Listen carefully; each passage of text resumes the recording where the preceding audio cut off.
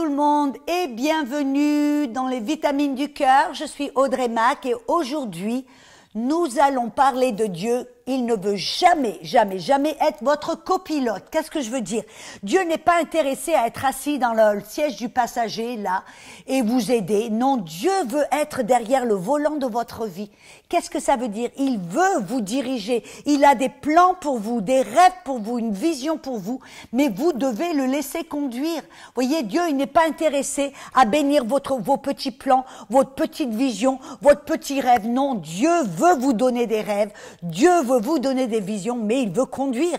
Il veut être derrière le volant. On a un bon exemple, et j'adore cet exemple, dans Josué, chapitre 5, versets 13 et 14. On le voit là, voyez, Josué était appelé par Dieu pour remplacer Moïse. Amen. Et là, Josué était sur le point de diriger l'armée d'Israël.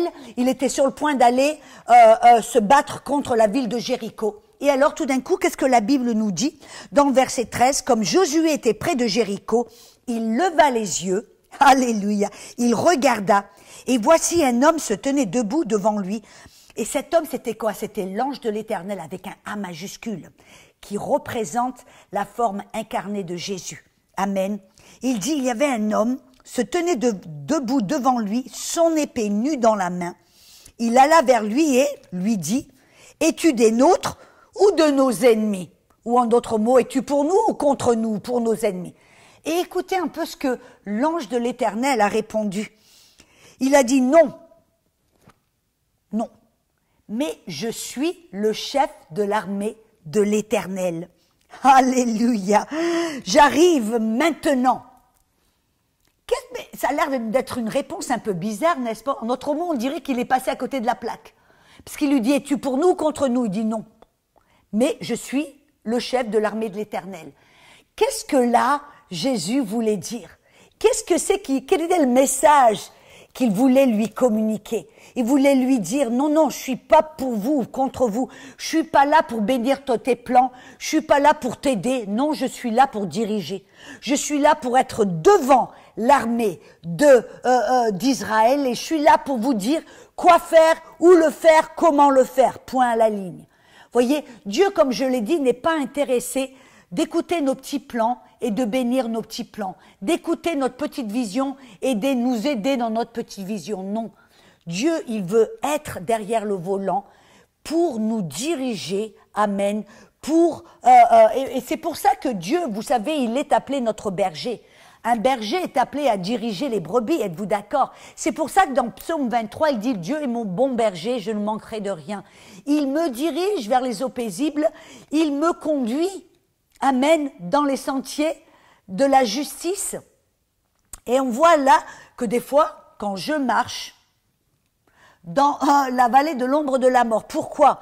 Parce que très souvent, qu'est-ce qu'on fait? On arrête on essaie de passer derrière le volant et de dire maintenant je sais quoi faire et comment le faire, maintenant moi je vais le faire. Et quand on fait ça, vous savez qu'est-ce qui se passe? On atterrit dans la vallée de l'ombre de la mort. Mais la bonne nouvelle, bien sûr, c'est que Dieu est tellement bon, il nous aide à en sortir. Alléluia, il va pas nous y laisser macérer et non, il va nous aider à en sortir si tout d'un coup on le laisse reprendre le volant. Et vous voyez, c'est intéressant que là, après lui avoir dit non, je suis le chef de l'armée de l'Éternel, il lui a dit ah, le lieu où tu te tiens est un lieu saint, alors enlève tes souliers. Pourquoi est-ce qu'il lui a dit d'enlever ses souliers? Parce que les souliers, c'est fait par les mains de l'homme. Des souliers, ça parle de notre marche, ça parle de notre chemin, et ça parle de, en fin de compte, c'est fait par des matériaux, c'est fait par, comment dire, c'est fait par la main de l'homme. Alors, ce que là, Dieu voulait lui dire, enlève tes souliers, arrête de faire les choses par tes propres manières, arrête de diriger de ta propre façon, par ta propre sagesse, non, enlève tes souliers, maintenant, c'est le lieu où tu es, c'est saint, où tu reconnais que je suis l'Éternel, car c'est moi qui vais diriger, c'est moi qui vais te conduire, c'est moi qui vais te montrer quoi le faire et comment le faire. Allez, et vous savez, c'est intéressant. C'est intéressant parce que c'est exactement ce que Dieu a dit à Moïse. Vous vous rappelez Moïse? Moïse qui, lui, était élevé dans la cour d'Égypte, lui qui avait été élevé entraîné par les généraux de l'armée d'Égypte, lui qui avait reçu la meilleure éducation qui pouvait se trouver là sur la terre. Amen. Tout d'un coup, il a eu une parole de Dieu, où Dieu lui a dit, je t'appelle à délivrer ton peuple. Et qu'est-ce que Moïse a fait tout d'un coup? Ouais, je sais quoi faire, j'ai toute l'éducation nécessaire, j'ai l'entraînement, je sais comment être, j'ai été éduqué par les meilleurs généraux des armées d'Égypte, alors pas de problème, je sais quoi faire, Dieu, ok, je m'en occupe. Et il a pris les choses entre ses propres mains, et vous et moi, nous savons comment ça a fini. Ça n'a pas fini bien, le fait que Moïse a dû s'enfuir dans le désert, il a passé 40 ans dans le désert, amen. Et là, tout d'un coup, quand Dieu, après 40 ans, attire son attention au travers d'un buisson ardent, enflammé, alléluia, il a attiré son attention, il est allé vers, et tout d'un coup, Dieu lui a parlé.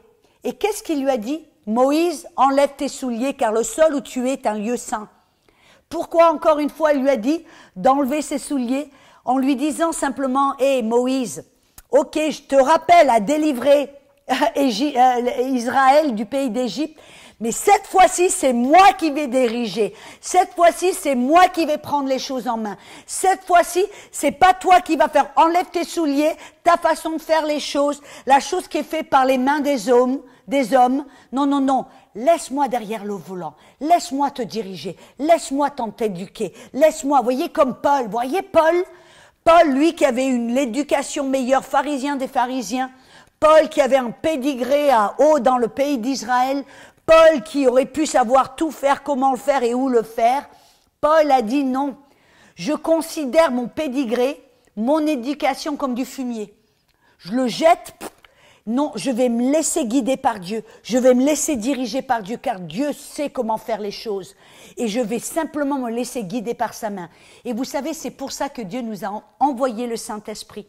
Le Saint-Esprit, l'Esprit de vérité qui sait toutes choses. Il a toute connaissance, toute sagesse. Et le Saint-Esprit nous a été envoyé pour nous diriger, pour nous guider, pour nous montrer comment faire les choses, où le faire et quand le faire. Parce que Dieu, la Bible dit les choses qu'il a pour nous ne sont même pas rentrées dans le cœur de l'homme. L'œil de l'homme, l'oreille de l'homme ne peut pas le concevoir. Amen. Mais c'est l'Esprit qui nous montre, c'est l'Esprit qui nous éduque, c'est l'Esprit qui nous montre quoi faire, comment le faire et où le faire. Alors je veux vraiment vous encourager, mes amis, à aller, sortez de la voiture, faites le tour, rentrez, asseyez-vous dans le siège du passager et laissez Dieu derrière le volant. Car lui, sa façon de le faire va être beaucoup plus efficace. Amen. Vous voyez, il y a un verset dans le Proverbe qui dit « Il y a un chemin qui paraît droit à l'homme, mais à la fin, ça finit par la mort. » Alors soyons sages, laissons Dieu derrière le volant, faisons-lui confiance et laissons-le nous diriger, nous éduquer, nous entraîner, nous aider, nous fortifier, car lui, il sait comment faire. Amen. Donc, on se retrouve bientôt pour une autre vitamine du cœur. Et jusque-là, sachez, mes amis, que nous vous aimons ici au ministère Gotel.